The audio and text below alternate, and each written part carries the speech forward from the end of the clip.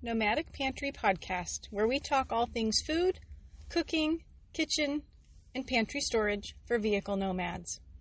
Today I am parked by the river, enjoying the beautiful fall day. Most of the trees are almost bare, and it is a dark gray outside with fluffy dark clouds, and it has been raining off and on today. And I have been thinking about a podcast all week. I started one last Sunday. I did 3 takes and I was having some sound issues, and then the week got away from me. So I'm going to go and recap what I was talking about last Sunday, and then I'm going to add in some things that I have done and learned this week.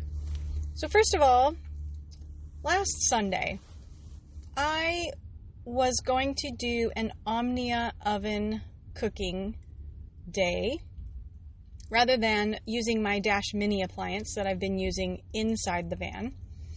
And in order to do that, I had to find a place to set up.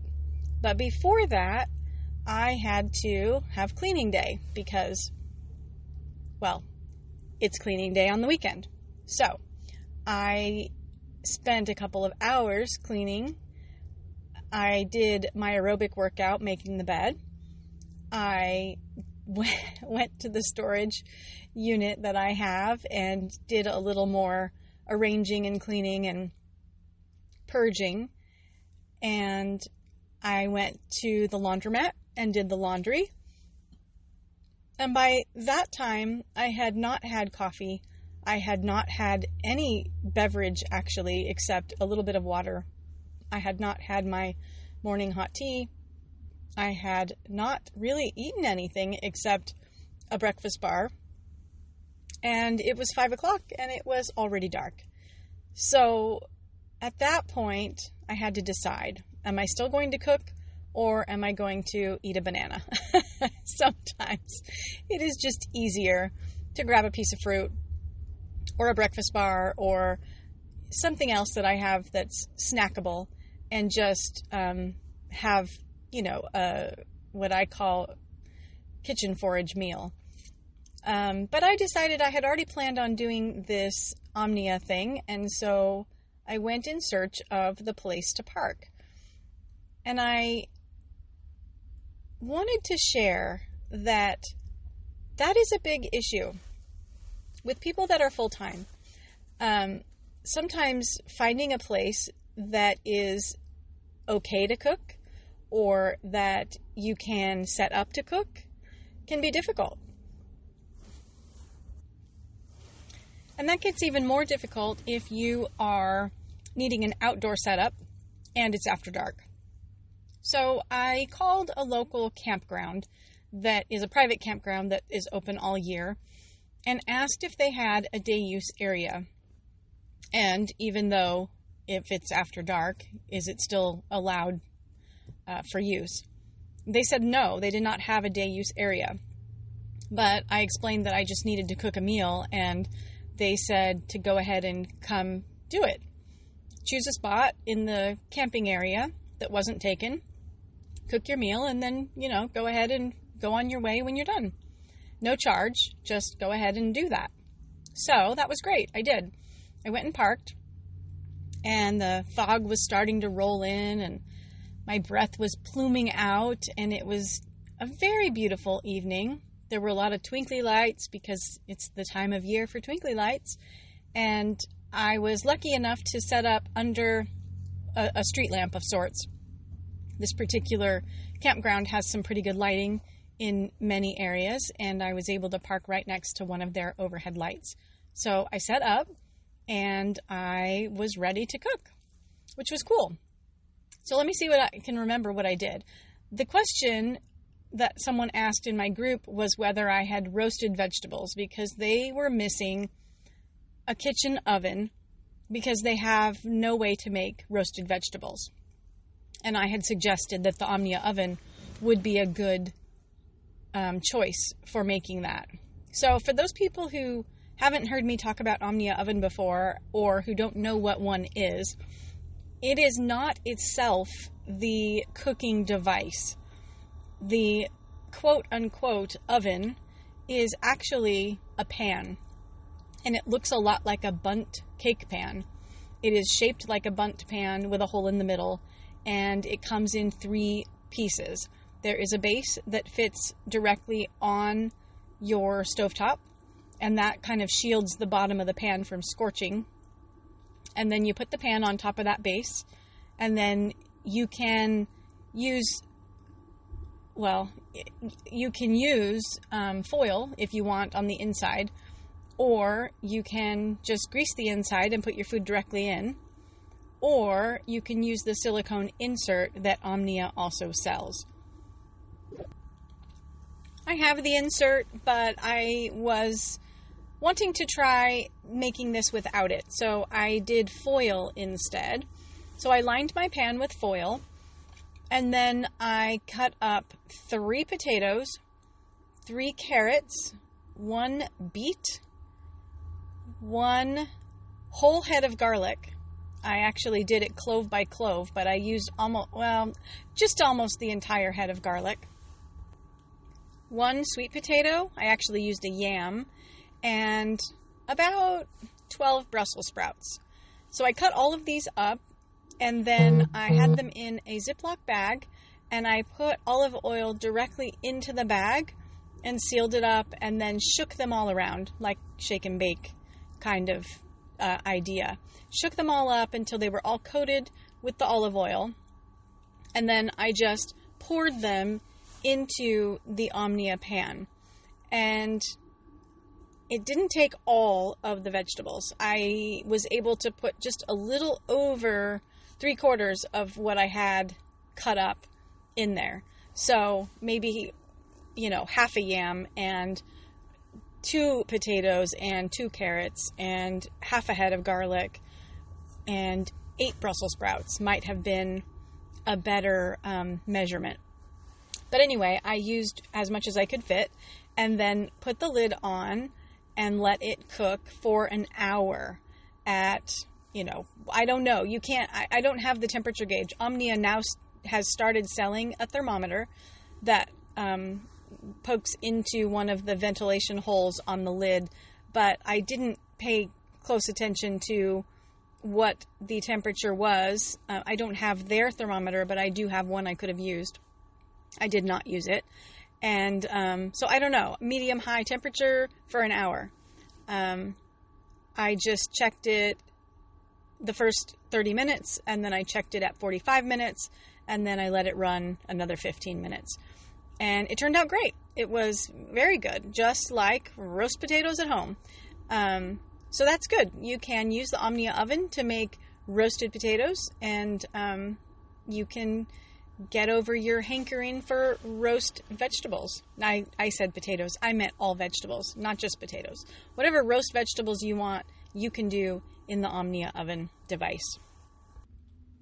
So that was a good experiment gone well. And then it was time to clean up. And it was dark, and I didn't have running water, and I didn't want to get out a big bowl to clean with, or I have a dishwashing little portable sink. I didn't want to grab that out. So I also carry a spray bottle of 50% water, 50% vinegar, and I often just use that. If you are cleaning your dishes immediately, there has not been any time for any bacteria to grow or live or get on those dishes. So you wipe clean with a cloth. You can use a reusable cloth that you take and launder, or you can use paper towels, whichever you choose, and you wipe everything off as well as you can. Then you spray with your spray bottle, and then you wipe again with a different cloth, and it's clean. So then you can put your dishes away, and I packed up and went along my way. So that was good. I hadn't done nighttime cooking before, and now I know that place is friendly to allowing a person to stop and cook. So if I'm in that area again and I need to cook, I will know a place that I can go after dark. Daytime is a little bit easier because there are a lot of day use areas in a lot of places, various towns, various areas, parks. Most parks you can be in during the day, and you can even do a cooking setup. But of course, those privileges will not continue if people are trashing the place or leaving messes or not leaving it as good as you found it. So please do always clean up after yourselves, and we will all preserve that right and privilege for everybody. So anyway, the next thing that I wanted to share is somebody asked if I had ever used the Itaki Shabuki pot, and I have not, but some of the people in my group do use it and really like it. And it is another small appliance, but it is an electric appliance. It is basically a portable, individual-sized pot, stove cooking pot. And it has two temperature settings, a low and a high. The cooking surface is metal, and it is fused to the outer body. So there are parts that this part that's fused in does not come out. So I don't know what that means for cleaning. Like I said, I've not used this pot.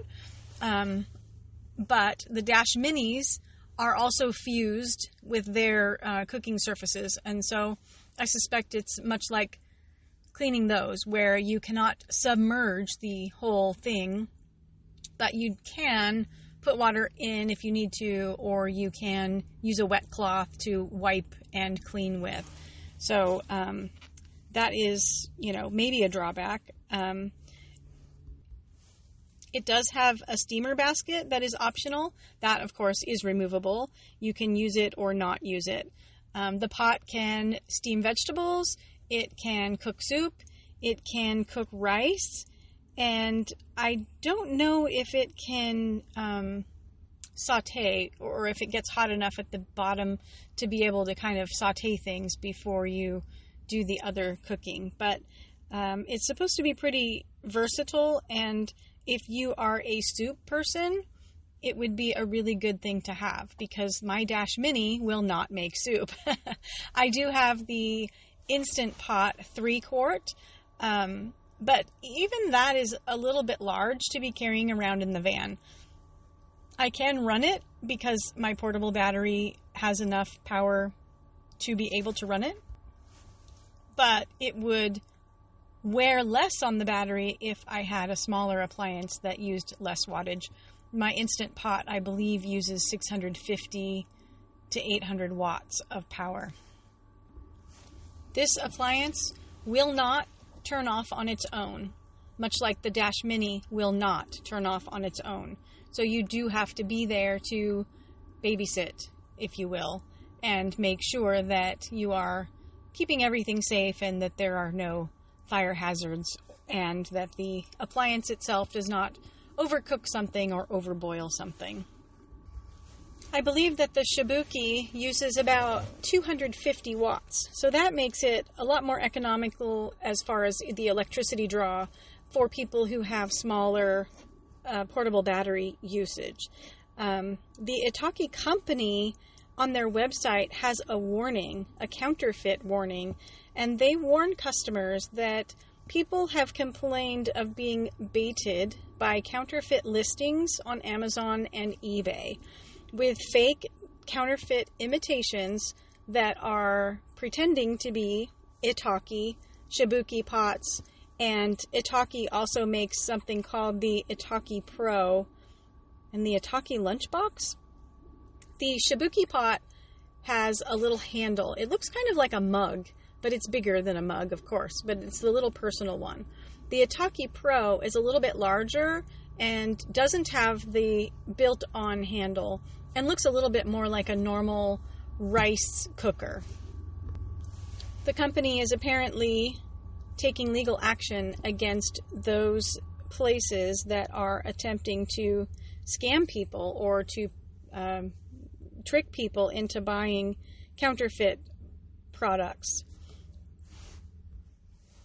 The Shabuki comes in white, mint green, and pink, and it's got a bit of a hefty price tag. on their website, they say that it lists at $99, but they currently have it on sale for half off at $49.95. So I don't know what it sells for from other sellers, but if you get the Itaki Shabuki pot, you're going to probably pay around $50. Their website says it makes soup, stews, hot pot, shabu shabu, ramen, dumplings, and more. You plug it in and the pot is ready to cook whenever you like, however you like. Small, portable, cooks anything faster than a stovetop. Carry it anywhere. Use it in the office, in the classroom, hotel, or even in your car. Vehicles with outlets, or if you have, of course, portable battery. Anywhere there's a power outlet. It gets many, many 5-star reviews, and people who use it say you can actually make just about anything that you can cook on a regular home stovetop. And they share some really nice pictures. Some people make ramen, some people make curry, there's rice and veggie stir fry. You can do a lot of different things with this little, very versatile machine. And Itaki also makes a cute little Japanese-styled lunch bag. I don't think it fits in there, but some of their devices do fit in the lunch bag. I don't think this comes with a carry case. Anyway, so that is the Itaki Shabuki pot. The next thing I want to share is I actually went looking at some old posts in my Facebook group, Van Life Pantry, Nomadic Pantry, and I found somebody mentioned last year, and it wasn't on my radar at the time, but they use an Orego HeatPal as their stove. And so I went looking at that, and marine.com, a lot of marine, things that are made for use in boating really double well for use in van life, nomadic life. So marine.com carries the Orego 5100 HeatPal and is actually made by Dometic. People who are nomadic or who have been studying what appliances are available to nomads will recognize the Dometic brand. They make a really good fridge, and I can't remember, but they also might make a camp toilet. Anyway, so they make this Orego HeatPal, and it is a pressurized alcohol stove. So when I had the guest on named Jamie, she talked about using an alcohol stove, and she really likes it because you don't have the danger of carrying under pressure fuel, and you can just use alcohol. You can use denatured alcohol, high percentage alcohol. You can use Everclear to run this little stove. So this particular one is pretty pricey. This one costs $200. There are other alcohol stoves that definitely cost less, and some people make their own. But if you are not familiar with what they do, this particular one says that it doubles as a heater, which also provides warm food and comfort when touring, camping, or boating. It is fueled by the denatured alcohol, is safe, efficient, and easy to use, compact in design, making it easy for transport, which is one of the really useful things about an alcohol stove. And it makes a compact heater.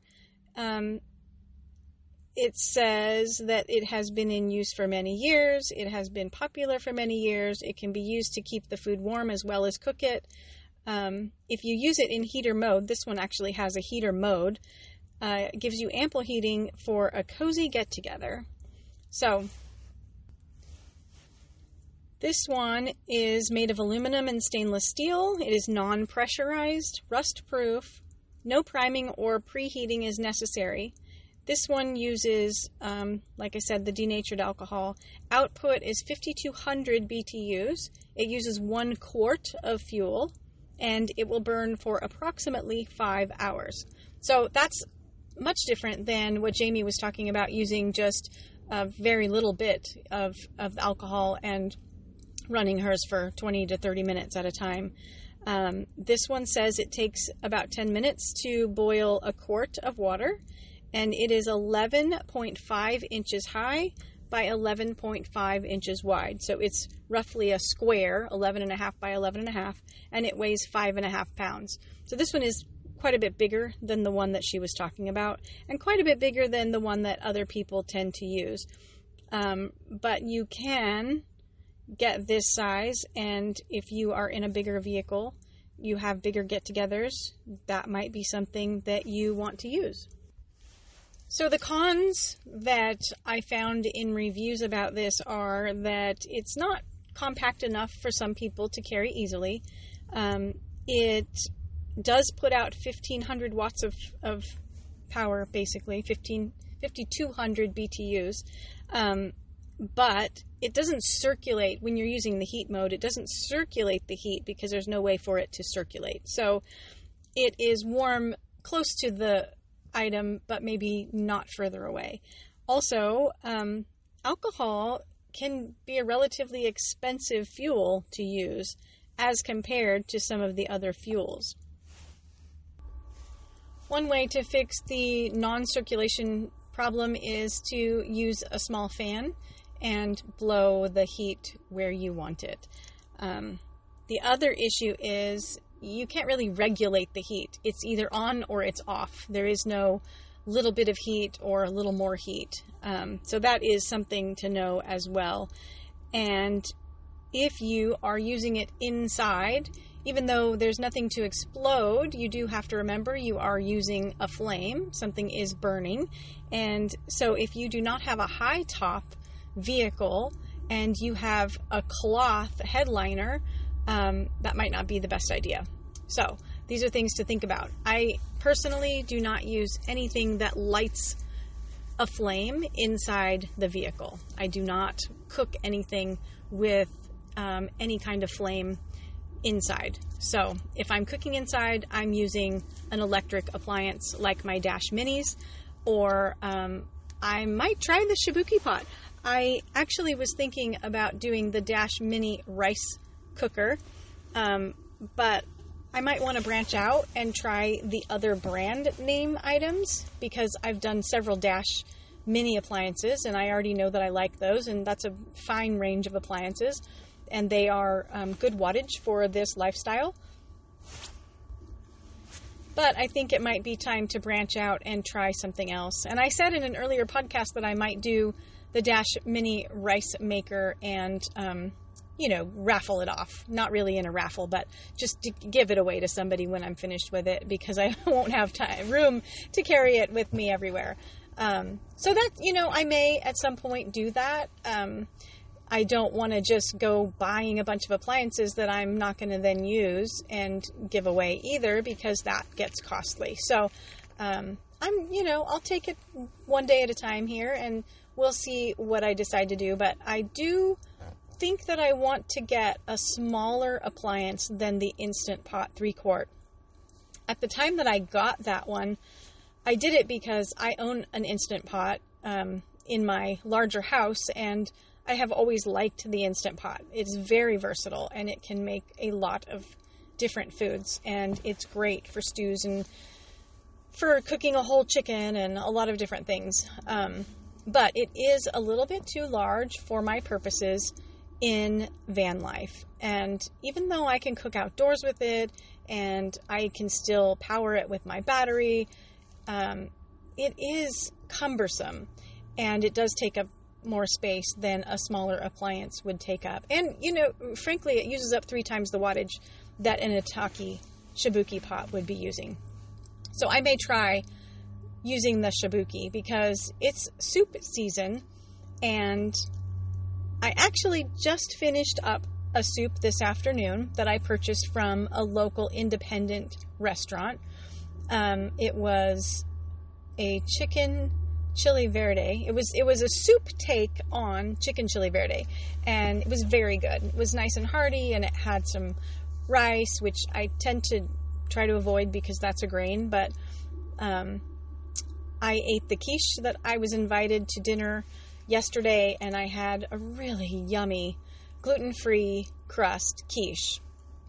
And so I've already had rice in the last day, and I had leftover quiche this morning. And I can do the rice. It just makes my joints a little stiff. So I had this soup, and it was really good. And it made me remember that it is time to cook soups, and that I like to cook soups this time of year. And so I may be looking into another little appliance for that. But I wanted to share with you. So today I have shared roasted vegetables in the Omnia oven. I have shared the difficulties of full-time nomads and where to cook and how to cook, and especially in shorter days where you can go to cook after dark. You can call around, call places, and just ask for permission. I am going to be checking with some churches, like I have said before, to see if there are options, if any of them are friendly to allowing someone to be in their parking lot for an hour to an hour and a half to cook a meal and then leave, or not. A lot of people say churches are one of the worst places for allowing people. They just don't allow you, which is funny because, I would hope that churches are one of the easiest and best places to find where they will welcome people who are in need of a place to cook or a way to make their food. So, I don't know. I'm going to be checking that out in my travels as I go along, and I will share if I have found any churches that are amenable to allowing that. But at least I know that some campgrounds will allow you a little bit of day use, and some of them will do that for free.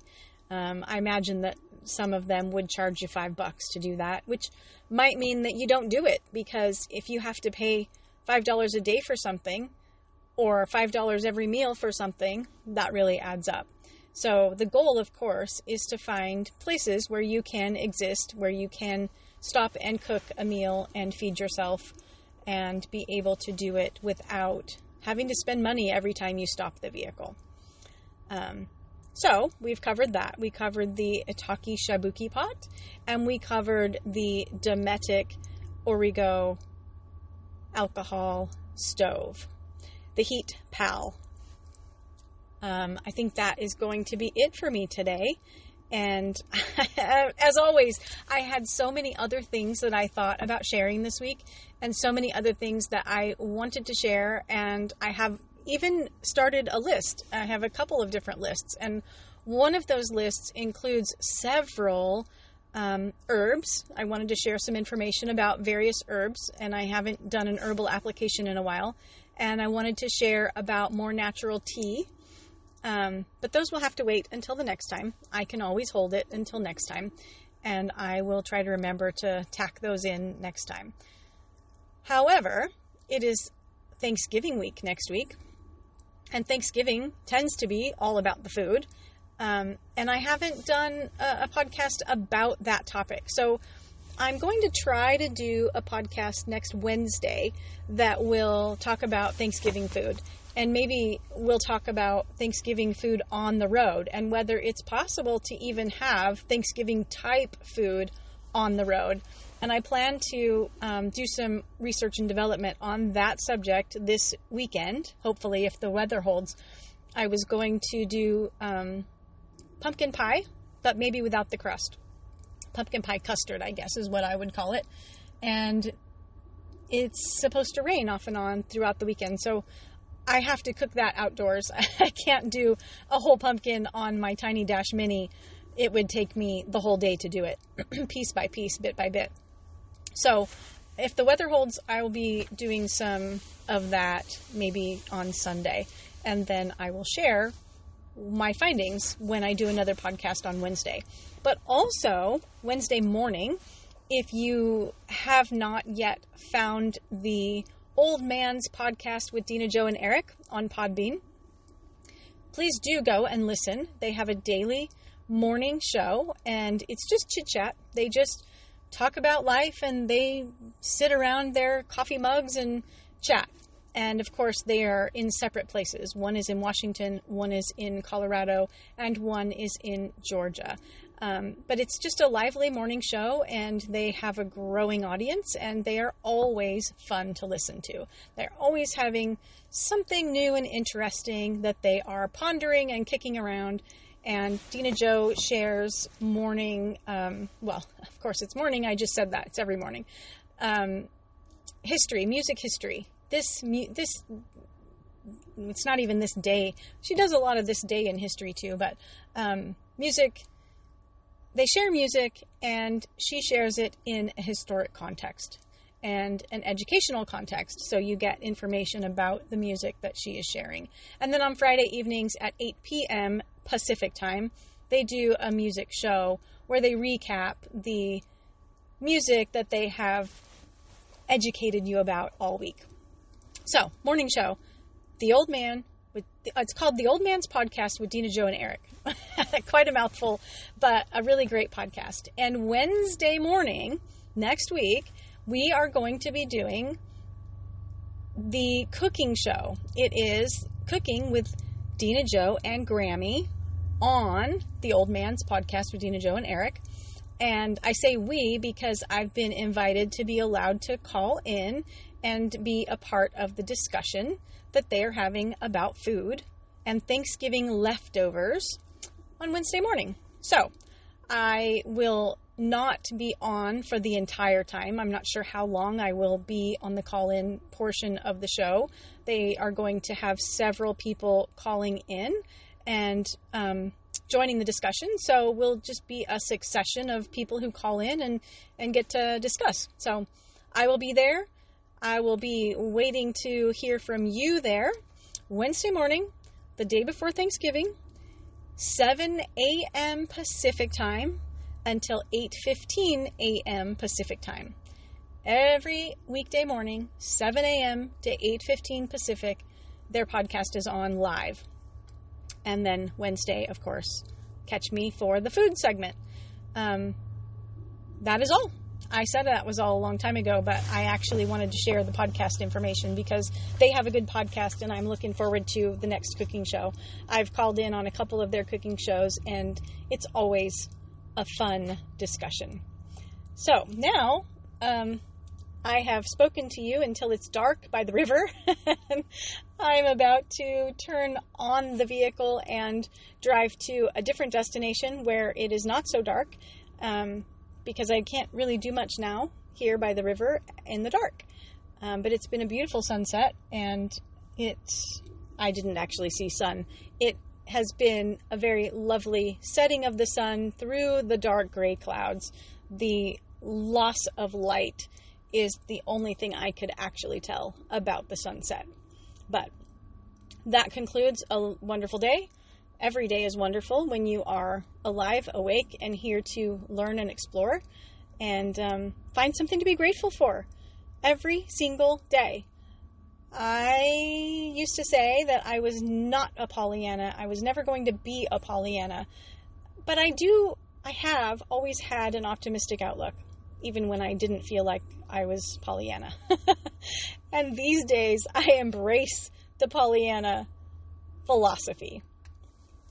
Find something to be glad about. Play the glad game.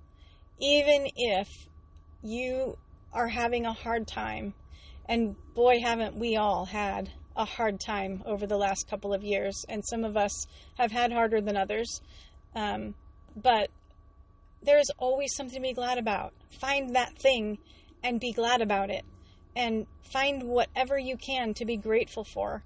I have so many things that I am grateful for, and so many things that I can be glad about.